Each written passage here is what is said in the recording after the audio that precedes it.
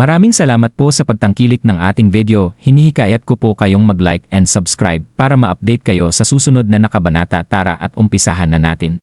Huwag na po kayong magalit, mahal kong master. Ang importante sa ngayon ay ang paghahanap natin kay Daryl. Sa mga sandaling ito mabilis na lumapit ang isa sa mga tagasunod ni Skyler para kumbinsihin ito, at sa sandaling makita natin si Daryl, hindi pa po huli ang lahat para bumalik dito at parusahan ang mga miyembro ng pamilya Darby.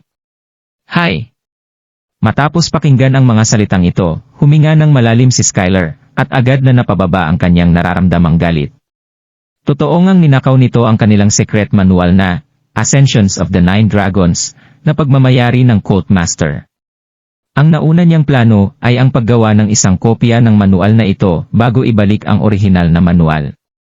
Pero agad namang ninakaw ni Daryl ang manual bago pa siya makagawa ng kopya nito. Kaya ang pinakaimportanteng bagay na kinakailangan niyang gawin ay ang paghahanap sa nawawala nilang secret manual. Sa sandaling malaman ng Cult Master na nawawala ang kanilang secret manual, siguradong hindi natatagal ng ilang sandali ang kanyang buhay sa lupa. Nanlalamig na tumitig si Skyler kay Yumi bago umalis kasama ng kanyang mga tauhan. Ano ba ang nangyayari? Parang mga naglalakihang demonyo ang suot ng mga lalaking iyon, pero sa totoo lang ay mukha lang silang maliliit na magnanakaw sa kalye. Masyadong walang kwenta si Daryl, kaya natural lang na makasundo niya ang mga ganitong klase ng tao. Habang tinitingnan ang pagalis ni Skyler at ng kanyang mga tauhan, sumama na rin si Yumi sa mga taong nangaasar sa mga ito. Papalabas na sa pintuan ng mansyon si Skyler, nang marinig niya iyon, dito na tuluyang nagdilim ang kanyang mukha. Mahigpit niyang isinara ang kanyang mga kamao, habang nagngingit-ngit na sinabing, kayong pamilya Darby ang una naming tatapusin sa sandaling makontrol na ng Grandmaster Haven Colt ang buong Donghai City. Sa isang intersection na napapaligiran ng mga traffic light. Ibinaba ni Daryl ang bintana ng kanyang sasakyan at nagsindi ng isang sigarilyo. Matagal-tagal na rin siyang hindi nakakapanigarilyo. Nagring ang kanyang cellphone nang mapahinga siya ng malalim matapos ng mga nangyari. Nasaan ka ba, Daryl? Si Lily ang taong tumawag sa kabilang linya. Si Lily na ang major shareholder ng mga negosyong hawak ng pamilya Lendon ngayon. Kaya mataas na ang kanyang katayuan sa mga Lendon, hindi na rin siya kinakailangan pang mag-alala sa kung ano ang magiging opinyon ng kanyang lola sa kanyang mga gagawin, kaya napuno siya ng saya nitong nakalipas na 2 araw. Tiningnan ni Daryl ang orasan at sinabing, kagagaling-galing ko lang sa trabaho. Pwede ka bang makipag-date sa akin? Sabi ni Lily kahit na nagkaroon siya ng pagdadalawang isip sa bagay na ito kanina. Agad na nalaglag ang hawak na sigarilyo ni Daryl sa lupa. Matapos ang 3 taon nilang pagsasama, ito ang unang beses na inaya siya ni Lily na lumabas. Madalas niya lang na sinasabing nahihiya siyang isama si Daryl sa bawat sandaling lumalabas ito ng kanilang bahay. Walang problema. Tango ni Daryl. Matapos ang 10 minuto, nakita ni Daryl si Lily sa isang pedestrian lane. Ito ang pinakamataong kalye sa buong Donghai City. Marami ang mga nagkalat na stall at tindahang makikita sa paligid. Pero agad na nakita ni Daryl ang kanyang asawang nasa gitna ng napakaraming tao. 2 araw na niya itong hindi nakikita, kaya mas nagmukha itong maganda at attractive sa gitna ng maraming tao. Kumaway si Lily kay Daryl habang tumitingkayad sa gitna ng napakaraming tao. Mas ipinakita pa ng suot niyang kulay puting t-shirt at masikip na jeans ang perpektong hubog ng kanyang katawan na nakapagpatingin sa ilang mga lalaki na nasa kanyang paligid. Isa siyang napaka-attractive na asawa, kaya siguradong tatawa sa sobrang tuwa ang mga lalaking makakasama nito sa kanilang mga panaginip. Maliban kay Lily, mayroon ding isang napakagandang babae ang makikitang katabi ni Lily. Ito ay walang iba kundi ang matalik nitong kaibigan na si Jade. Nakasuot ito ng isang maiksing dress na nagpakita sa napakahaba nitong mga binti. Pareho silang naging attractive sa kanilang mga paraan. Agad na nagsimulang mag-alala si Jade matapos makita si Daryl. Nandito na ako, honey. Nakangiting sinabi ni Daryl habang naglalakad sa gitna ng maraming tao. Kung noon lang ito nangyari, siguradong agad na mag-aalala si Lily sa sandaling tawagin siya ng ganito ni Daryl. Pero ngayon ay wala na siyang inisip kundi tumawa habang ibinibigay kay Daryl ang kanyang handbag. Ikaw na ang bahalang humawak sa handbag ko ngayon, dear. Magaling, nakangiting sinabi ng tuwang-tuwa na si Daryl. Tumingin din siya kay Jade at sinabing, pwede ko ring hawakan ang bag mo para sa'yo. Bago pa man mangyari ang mga ito, sanay na sanay si Jade na magutos kay Daryl ng kung ano-anong mga gawaing gaya ng paglalaban ng kanyang mga pantalon at paghahanda ng kanyang maiinom, ilan lang ito sa mga bagay na kanyang inuutos kay Daryl. Pero matapos ng mga pangyayaring yon, magagawa pa ba ni Jade na mag-request kay Daryl na dalhin ang bitbit niyang handbag sa mga sandaling ito? Hinding-hindi niya ito gagawin anuman ang mangyari. Napakagat na lang siya sa kanyang labi, habang ibinibigay ang kanyang handbag, at tahimik na sinasabing maraming salamat. Maraming salamat ama. Hindi naman siya sinagot ng kahit isang salita ni Daryl. Nag-usap-usap ang tatlo habang naglalakad bago huminto sa harapan ng isang fashion boutique. Nakasuot ng mahahabang dress ang mga mannequin na nakadisplay sa harap ng boutique. Tiningnan ni Daryl ang price tag at nakitang nagkakahalaga ang mga ito ng $38,000 bawat isa. Sige na, sukatin mo na ito kung gusto mo. Nakingiting sinabi ni Daryl. Ngumiti si Lily habang nakatingin kay Daryl, bibilhan mo ba ako nito? Sapat ba ang sahod mo para mabilhan ako ng mga ganito? Hanggang ngayon ay naniniwala pa rin si Lily na nagtatrabaho si Daryl para sa isang importanteng tao. Tumango rito si Daryl na agad namang lumingon sa sales assistant para sabihin, "Hi, pwede mo ba itong kunin para masukat ng aking asawa?" Ang sales assistant ay isang dalagang nasa kanyang 20s. Naglakad siya palapit at agad na tiningnan si Daryl. At noong makitang nakasuot lang ito ng normal ng mga damit, agad na nagdilim ang kanyang mukha at sinabing, "Pasensya na mister. Pero hindi niyo po pwedeng isukat ang mga damit dito na hindi po ninyo bibilhin."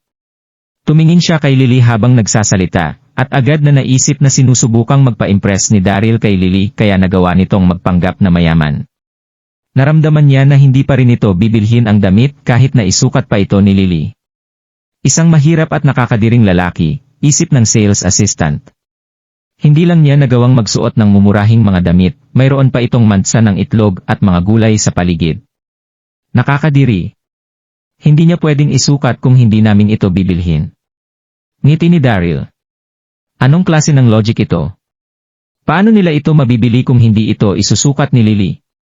Nakaramdam na rito ng kahihiyan si Lily. Mahalatang minamaliit sila ng kaharap nilang sales assistant. Pero sa totoo lang, maganda talaga ang itsura ng dress na yon. $38,000. Kahit siya na ang major shareholder ng mga negosyong hawak ng pamilya Lindon, kasalukuyan namang nasa mga negosyo ng pamilya Lindon ang halos lahat ng kanilang pondo kaya natural lang na hindi magawang bilhin ni Lily ang dress na yon. Halika na, Daryl. Mahinang sinabi ni Lily. Matapos makita na gusto nang umalis ng kanyang asawa, agad na tumango si Daryl. Marami pang mga nagagandahang dress sa paligid, kaya hindi nila kailangang mag-focus sa nag-iisang dress na yon. Paalis na sila nang marinig ni Daryl ang boses ng isang babae sa kanilang likuran. "Pakialis nga ang dress na yan, sales assistant, gusto ko itong isukat." Isang mukhang mayamang babae na nakasuot ng mamahaling damit ang kasalukuyang nakaturo sa tiniting ng dress ni Lily kanina. Makikitang katabi ng babaeng ito ang isang lalaki. Nakasuot ang lalaking ito ng isang kwintas at mga singsing na gawa sa purong ginto na siguradong hihilo sa sinumang titingin dito. Talaga? Nagkaroon siya ng ganoon kakapal na gintong necklace. Hindi ba siya nag-aalala sa likod niya? Wala pong problema, sandali lang po. Agad na kinuha ng sales assistant ang dress mula sa kamay ni Lily. Wow, mabilis na nagbago ang ipinapakitang asal ng sales assistant na yon. Buntong hininga ni Daryl. Tinatamad din siyang isipin pa ang tungkol sa sales assistant na ito. Matapos ng 3 taon nilang pagsasama, ito pa lang ang unang beses na makipagdat siya sa kanyang asawa. Kaya ayaw niya sanang masira ang araw na ito.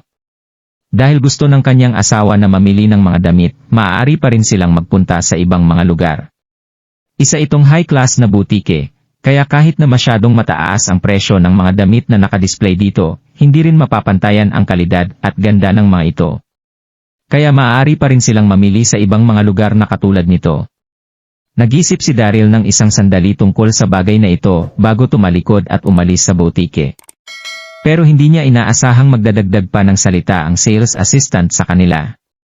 Marami na talagang mga nagpapanggap na mayaman sa panahon ngayon.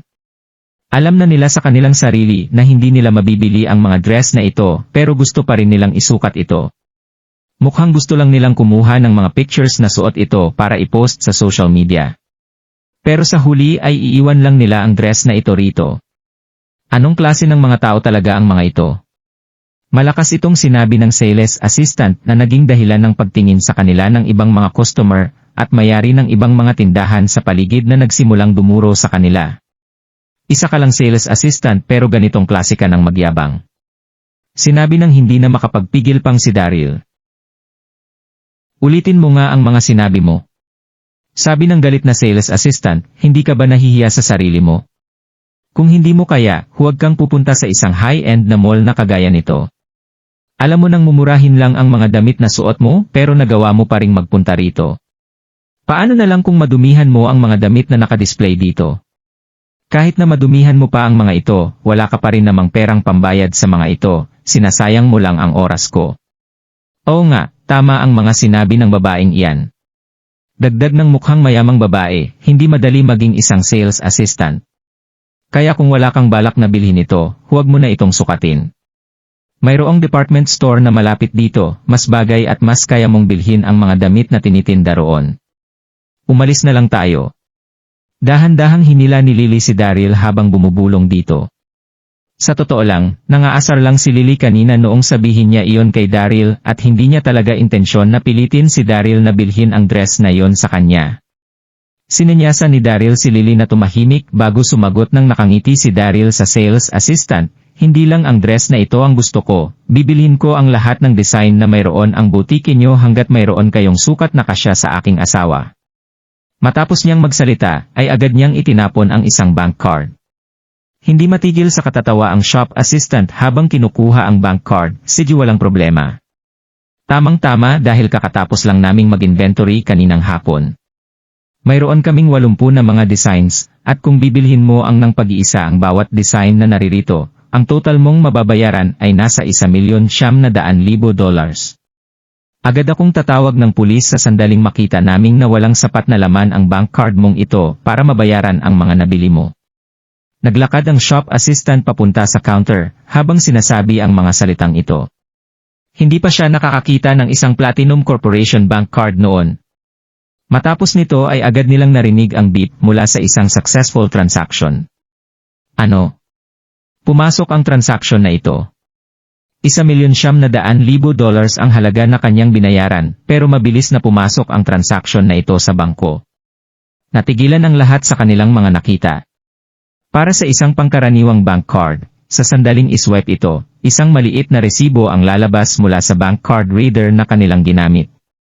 Para naman sa mga nagmamayari ng Platinum Corporation bank card, matapos nila itong iswipe, agad na ipapakita sa computer na nasa counter ang natitirang balance ng nasabing account. Pero dahil sa nakatagong anggulo ng screen ng computer, ilang mga shop assistant lang ang nakakita sa laman ng card ni Daryl. Mayroon itong $5.8 billion na laman. Halos mawalan ng malay ang mga natitigilang shop assistant nang makita nila ang napakaraming zero sa screen ng kanilang computer. Pasensya na po talaga sir, hindi ko po ginusto ang mga nangyari. Lumuluhang umiyak ang shop assistant kay Daryl. Maging ang manager ng butike ay agad ding lumapit para tumulong sa pagbabalot ng higit sa 100 piraso ng mga damit. Hindi mo na kailangang humingi ng tawad. Nakangiting sinabi ni Daryl, tinuro niya ang isa sa mga shop assistant at sinabing sa kanya lang mapupunta ang lahat ng komisyon sa mga binili kong damit, ipadala niyo rin ang mga binili ko sa mansyon ng pamilya Lindon. Matapos nito ay agad nang umalis si Daryl hawak ang kamay ng asawa niyang si Lily. Nagtinginan na naman sa kanilang likuran ang grupo ng mga taong nakarinig sa kanyang mga sinabi. Pamilya Lindon. Kaya pala naging ganoon sila kayaman, miyembro pala sila ng pamilya Lindon. Bakit ka naman bumili ng ganoon karaming mga damit? Tanong ni Lily habang naglalakad sila palabas ng butike. Ngumiti naman si Daryl habang nakatingin sa kanyang asawa. Ito ang unang beses kong bibili ng mga damit para sa aking asawa, at alam ko namang kailangan mo na ng isang bagong set ng damit na iyong susuotin araw-araw. Masyado kang isip bata. Irap ni Lily, pero naantig pa rin dito ang kanyang puso. Oo nga pala, paano ka nagkaroon ng ganito kalaking pera? Huwag mo sabihing nangutang ka na naman sa kaibigan mo. $2 milyong, sinong kaibigan ba ang magiging ganito kabait kay Daryl? Kasabay nito ang isang ingay na nagmumula sa mga taong hindi kalayuan mula sa kanila. Makikita sa isang kanto ang napakaraming taong nagkukumpulan para tingnan ang nangyayari sa kanilang mga harapan. Makikitang nakatayo sa gitna ng mga ito ang isang napakaganda at attractive na babae. Hindi ba't si Yvonne Young ang isang ito? Ano ang ginagawa rito ni President Young? Nakita rin ni Lily si Yvonne, hindi na niya mapigilan pa ang nararamdaman niyang curiosity habang sinasabing halika, tingnan natin ang nangyayari roon. Nang maisiksik na nila ang kanilang mga sarili sa gitna ng maraming tao, nakita nila ang isang antique seller na mayroong hawak na isang kalawanging espada habang nagsasalita sa harap ng maraming tao, hayaan niyong ipakita ko sa inyo, ang kayamanan ng aking pamilya. Ipinasa ito sa amin ng mga nakaraang henerasyon ng aming pamilya, at ayon sa aking lolo, ang kayamanang ito raw ay nagmula pa sa Han Dynasty. Tingnan niyo na lang sa mga naipon nitong kalawang sa paligid. Tumawa rito ang mga taong nakapaligid sa lalaki. Umabot pa ito sa Han Dynasty. Tigilan mo na nga ang pagyayabang mong iyan. Oo nga, halata rin namang peke ang isang iyan. Dito na namula ang mukha ng antique seller na agad nagsimulang makipagtalo sa ilang mga tao na nasa kanilang paligid. Tumingin di Daryl sa kanyang paligid. Hindi lang si Yvonne ang naroroon, dahil naroroon din ang ilan sa mga mayari ng mga antique store na malapit sa Peel Pavilion. Maging ang ilan sa mga businessmen, na hindi pa nagagawang makilala ni Daryl ay kasalukuyan ding nakatayo roon na para bang interesado ang mga ito sa pagbili ng mga antike. Sa mga sandaling ito, nakita na ni Yvonne si Daryl, ngumiti ito, tumango sa kanya. Nagkataon lang na nagkita sila sa lugar na ito, pero sa sandaling ito ay kasama na ni Daryl si Lily na hindi niya nagagawang makasama noon. Ngumiti si Daryl kay Yvonne, at agad na itinuon ang kanyang atensyon sa espadang hawak ng antique seller. Mukhang napaka-espesyal nga ng mga nakaukot na disenyo sa paligid ng sinaunang espada na ito. Ang natitirang bahagi ng espada ay na hindi nabalot ng bakal nitong lalagyan ang kuminang ng husto matapos tamaan ng liwanag. Mukhang interesante nga ang espadang ito. Magkano ang presyo ng espadang iyan, boss? Tanong ni Daryl matapos mag-obserba sa loob ng isang sandali. Itinaas ng antique seller ang kanyang mga kamay at sinabing $800,000, non-negotiable. Kumurap ang mga mata ng antique seller habang nagsasalita na nagbigay ng suspetsa sa lahat ng nakakita nito. Kung nagustuhan mo ang mga ganitong video, huwag mong kalimutan mag-like and subscribe. Panoorin mo na rin ang mga naunang kabanata para lalong maubos ang oras mo.